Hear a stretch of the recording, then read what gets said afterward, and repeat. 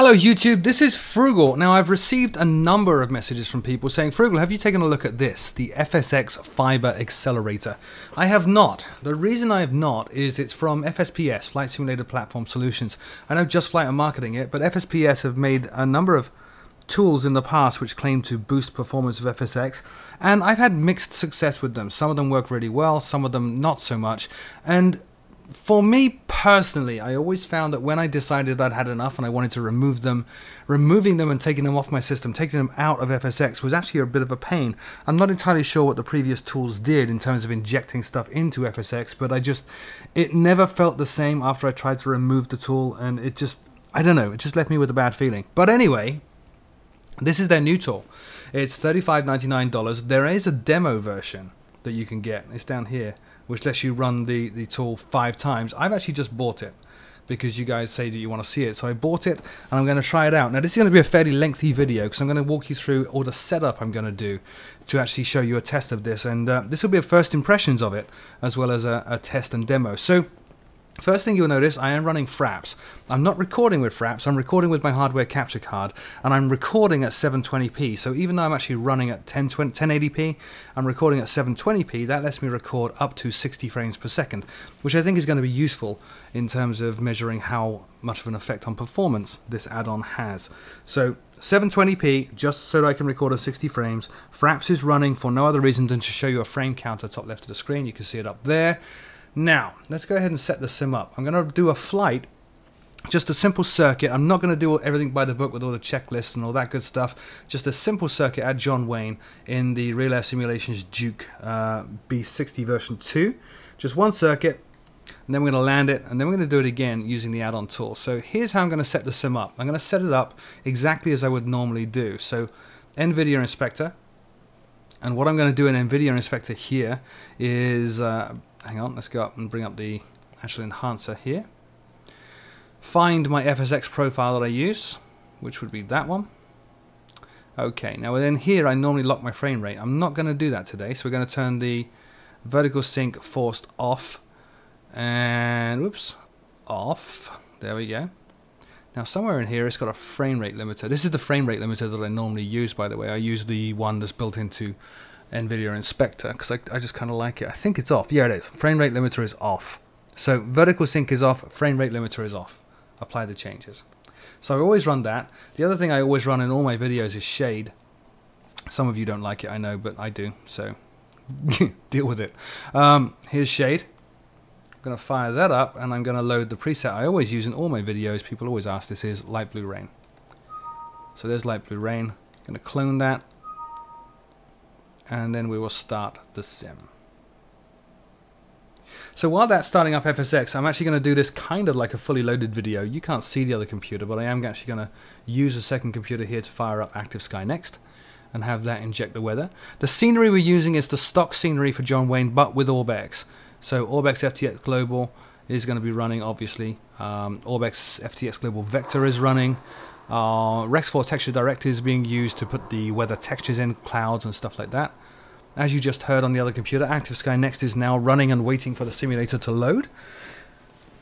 Now I'm going to just sit here and keep talking to you. I'm going to walk you through the settings in FSX to show you what I've got here before I actually dive into measuring performance and stuff like that. Actually, while this is still running, let's go down here and turn some stuff off. So I'm going to turn off antivirus. I find that helps with performance.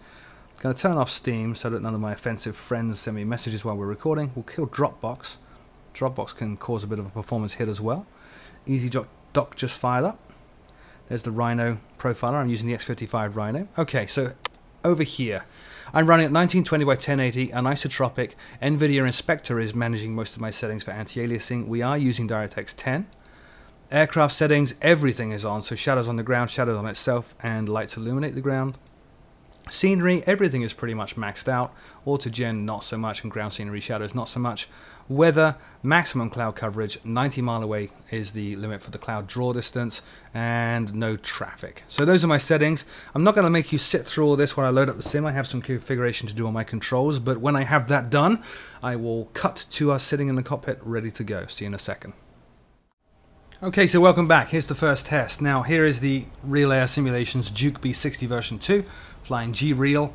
This is in FSX, obviously. You saw the settings that I got in FSX, so frames unlimited. You saw the other stuff, just rewind the video. I'm running NVIDIA Inspector to manage anti-aliasing. I don't have frames locked anywhere, so that's why you can see top left of the screen. I'm getting about 70, 71 frames per second outside, and inside the cockpit drops to about 40 to 50.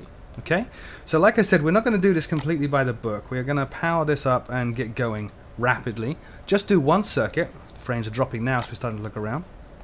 Just going to do one circuit, see how we do. Look at the frame rates while we're doing that, and then we're going to install the FSPS Fiber thing and see exactly how that behaves and see if it's any good. My first impressions.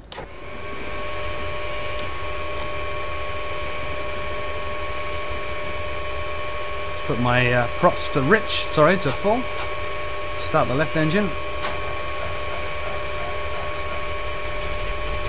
There it goes.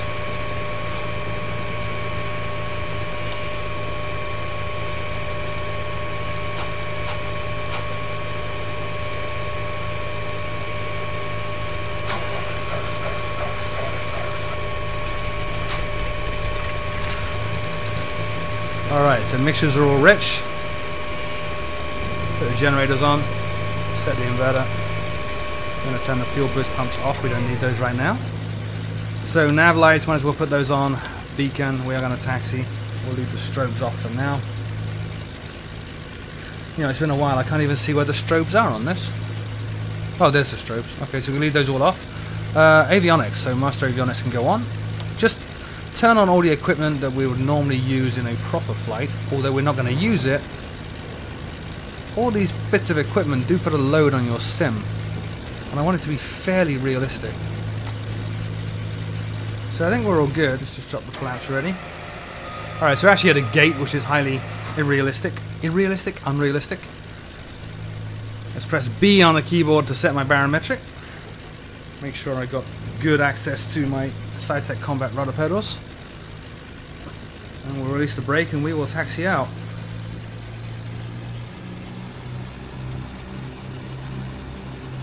To runway 19 left. Let me move the mic a little bit closer to me here. So we're pretty much there. There's 19 left right there. Now this aircraft on 19 left does actually use the whole length of the runway to get off. So bear with it if it gets a little bit frantic.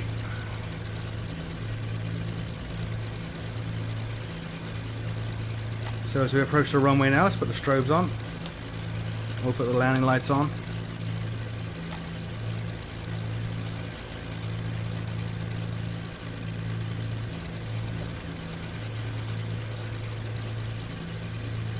And again, I'm recording in 720p. I am actually flying in 1080p, but I'm recording in 720p so that I can record full frame rates, so that you can see the actual effect on the frame rate, rather than suffering a hit on the frame rate in the recording, which wouldn't come out too well in terms of you guys seeing anything. There we go, let's put some lights on there. You know what I mean, right? If I record in 1080p, you're going to get shearing in the graphics. The frame rate will drop to 30 frames per second, so it's not really a good test. So we're just going to take off, climb to 1000, do a very, very simple circuit. I don't have track IR running, so it's going to be hard to visualize where I am, but we'll manage. We'll try to manage. Let me just set a heading bug down here, make it a little bit easier on my poor tired brain. There we are. Alright, stand on the brakes.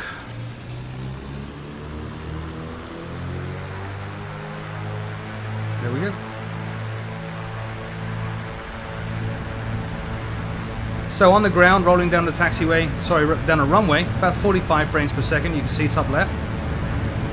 Pretty average for me.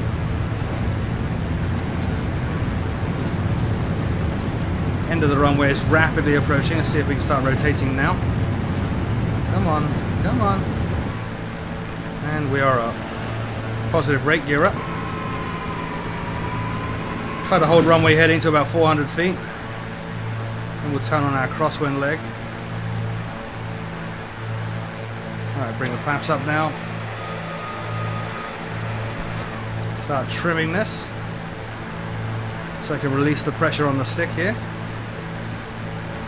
There's our 400. So we'll turn to our crosswind leg now. A little bit too much pressure on the rudder pedals there. Still climbing, which is what we want.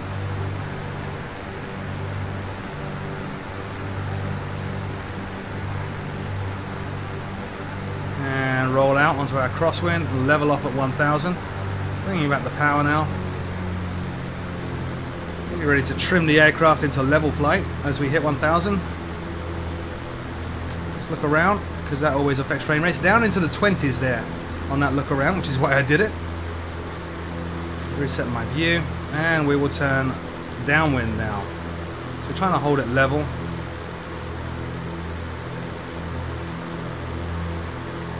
We're actually climbing, so releasing some pressure on the stick there. Let the nose come down until the heading bug is at the 6 o'clock position, which would tell me I'm on the downwind leg, which would be about now.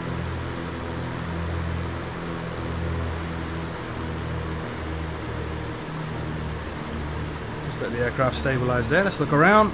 There we are. Good. We're in good shape. So mid-20s now. Sim is drawing a lot more in terms of clouds and scenery. Has a lot more work to do. Now this is one of the things FSPS's Fiber Enhancer claims to improve. It says in the blurb that it dynamically adjusts the sim based on what you're doing. So when you're on the ground, it's not drawing such a far draw distance away. When you're in the air like this, it's really balancing the sim's settings based on which phase of flight you're in and your altitude and all that good stuff. So we'll see. 25 frames per second right now. Just fly out over this industrial estate, get a little bit of distance here, pulling back on the power.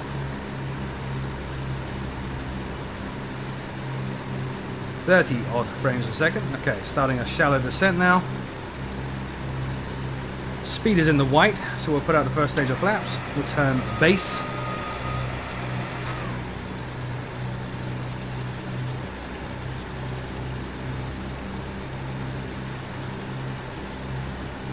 Nice easy descent here. Bring a bit more power back in to ease up on that rate of descent. There's our base leg. Look to the left. There's the runway. We can start turning now, which we will do.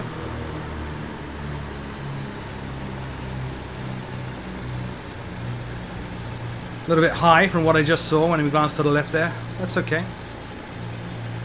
Not trying to be pretty. Just trying to get a performance test. Alright, so we're rolling out now onto runway 19 on the left. A bit more rate of descent in, more flaps, gear down.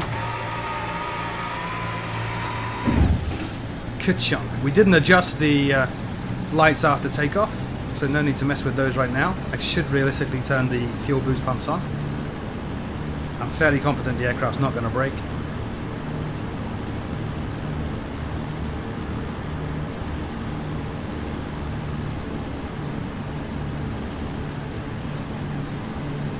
We will pretty much fly this right onto the runway. So a bit more power just to ease up on the rate of descent. We are too low. There we go. Easing off the power now.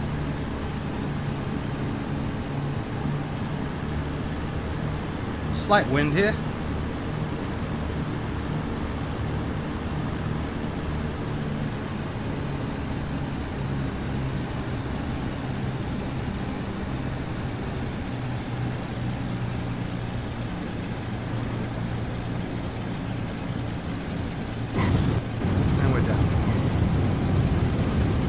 Okay, let's get some braking underway here.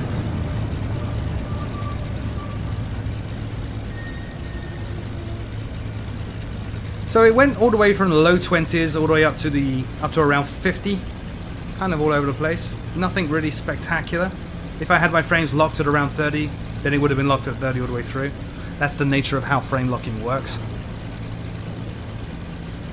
So with that done, I'm going to stop this recording, we'll quit out the sim, and I'll see you back on the desktop.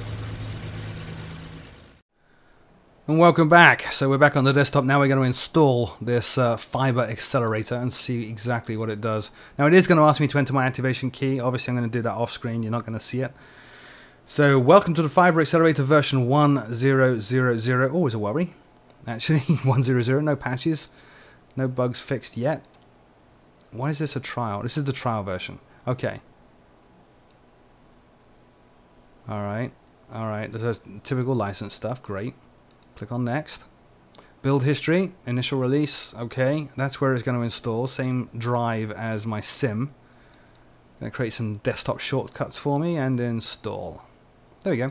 Very, very quick install. Let's get rid of that. I'm going to leave all this stuff up here because we need it.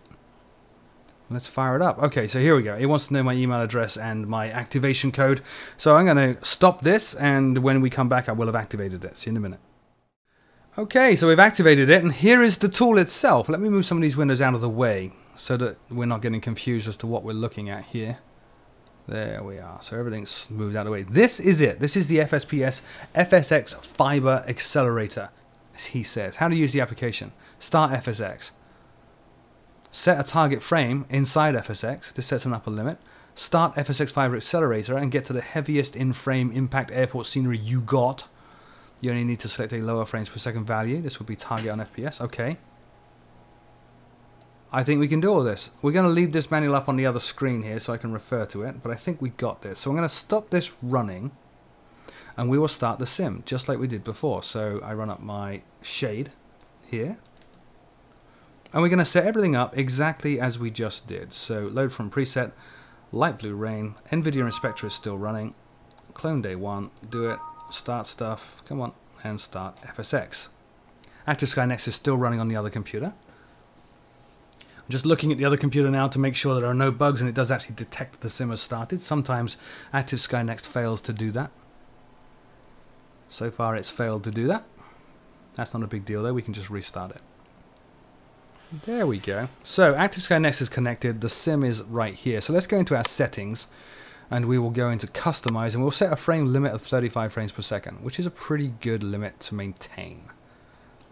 It gives you, the frame limit is very important because the simulation itself, the actual simulation of the aircraft moving through the air is tied to the frame rate. This is why frame rate is so important. It's nothing to do with how jittery it looks to your eyeball. In terms of simulation, it's everything to do with how smooth and how accurate and how many times per second the aerodynamics simulation of your aircraft is updated. 35 is what you want. Any less than that, you start to get some really weird behavior from the aircraft. More than that is even cooler if you can achieve it. And of course, a byproduct of that is the visual frames on screen. Let me not scroll through that. Let me just go to Real Air here. There's my Duke. And once again, I'm going to set this up exactly as I just had it. So, KSNA. I was actually at a gate, wasn't I? Gate 5. So we'll tick on that. We'll change the time and day to be real. So local time in California is 3 hours behind me.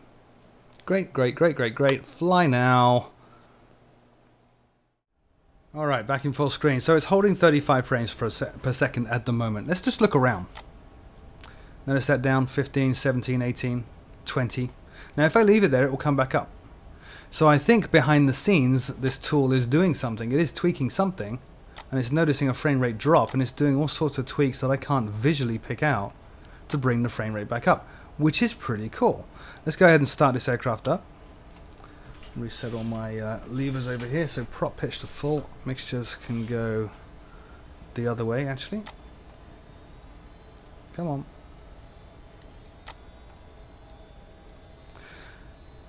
Batteries on. Let's do fuel boost on right and left. We'll start right this time.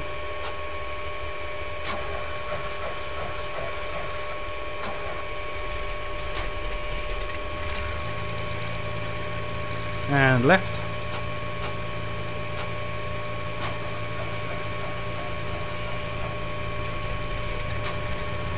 Good.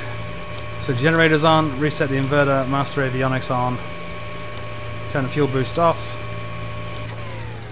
Cowl flaps are great exactly where they are right now. Nav, beacon, taxi can all go on. Let's turn on the avionics stacks.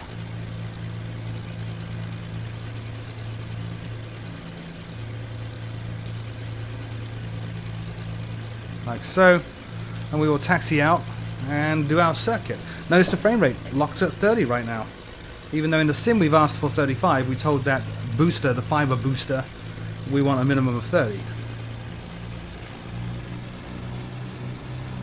The trick is going to be what it does after we take off. Remember on the last flight, it actually dropped dramatically towards the 20s.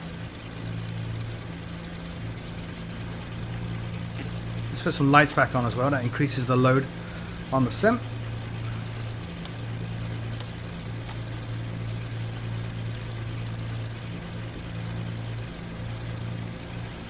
A little bit of a drop there under 30, but it brought it back up.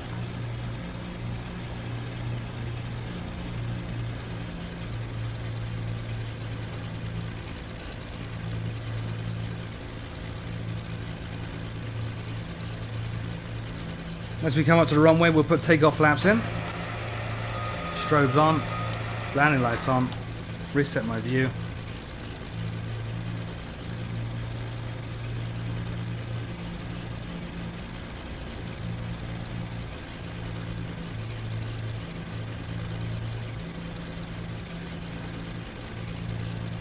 Okay, let's go.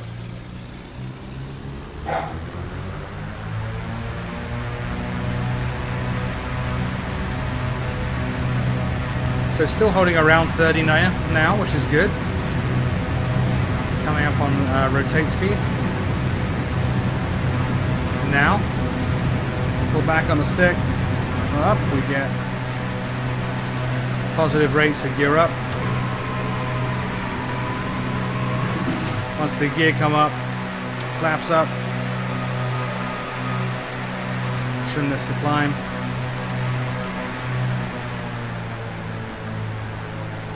There's our 400 feet. We'll start our left turn.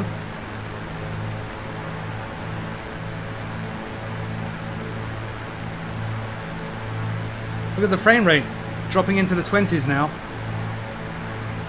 Maybe not as dramatic a drop as when the tool was not running.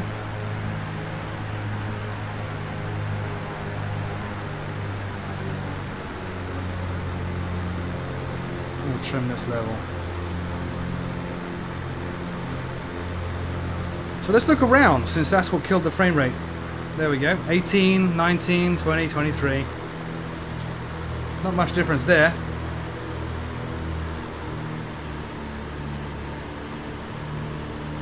Let's turn onto our downwind leg.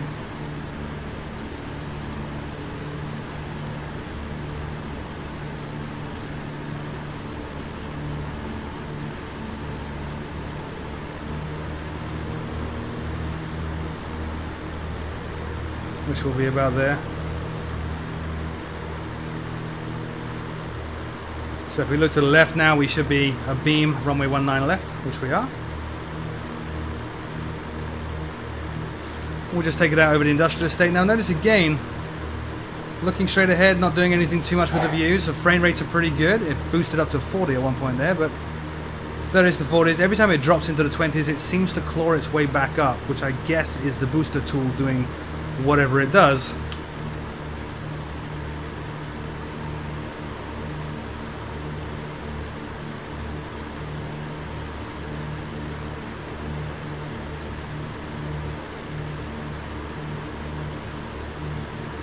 Just see where we're at. Okay, so the runway is well behind us now, so we'll start our descent and our turn.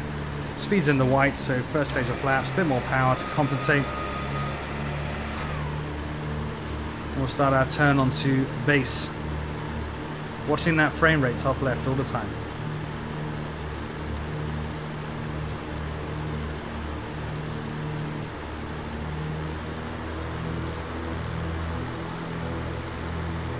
Into the 20s again. So the minimum I set of 30, it's just not managing to achieve it. And there are options that you can set in FSX to achieve that on this PC. I know I can.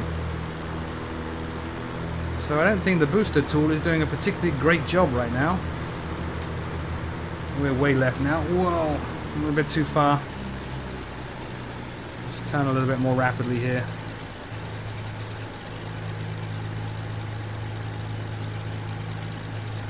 Next stage of flaps. Yeah, I overshot, that's fine. Gear down. Lots of drag now. Quite a rate of descent if we were too high. That's okay.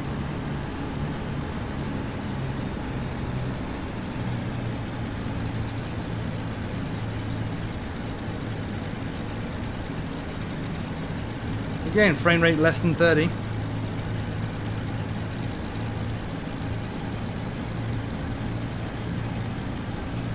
There's my descent.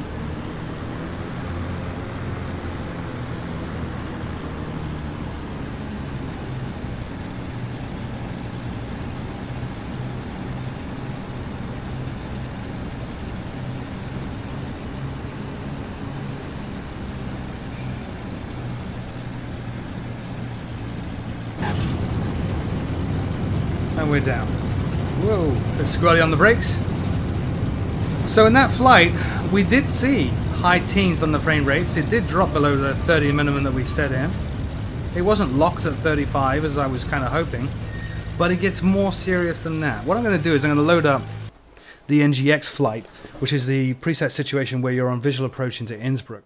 Alright, so here we are in the NGX descending into Innsbruck. Now this is the third time I've recorded this. My first two times, obviously the first one didn't record. The second time I drew my conclusions, and then after I drew my conclusions I actually found out something strange. My conclusion was, I'm not seeing a dramatically improved frame rate here than I would have with a well-optimized version of FSX at all. 20, 25 I think is pretty good, especially with all this weather. It doesn't look that much different to what I normally get. Here's the tool running. So the tool is now running over the top of FSX here. Let's go and mess with the frames here. So let's put it down to 30 here. Lower frames per second. I don't know if clicking that does anything. Notice my CPU is barely being used to load into rain. CPU is somewhat being used to process FSX. Not much going on really. It's pretty normal. Target frames set 0. No, my target frames set are 35. I don't know why it's saying that. But anyway, watch this. So here we are descending, getting 20s. I'm in a window, so my performance is suffering. I normally get better performance out of a window. And what I'm going to do is I'm going to kill this. Ah! So it does have an improvement. The tool does give you an improvement. In my case, it's giving me an extra 5, maybe 6 frames per second. That's the effect of the tool. Let's run it up once again. So we're at 15, 16, wow, 13 now. 13, 14, 15, 16, around there. Let's fire it up once again. Here it comes.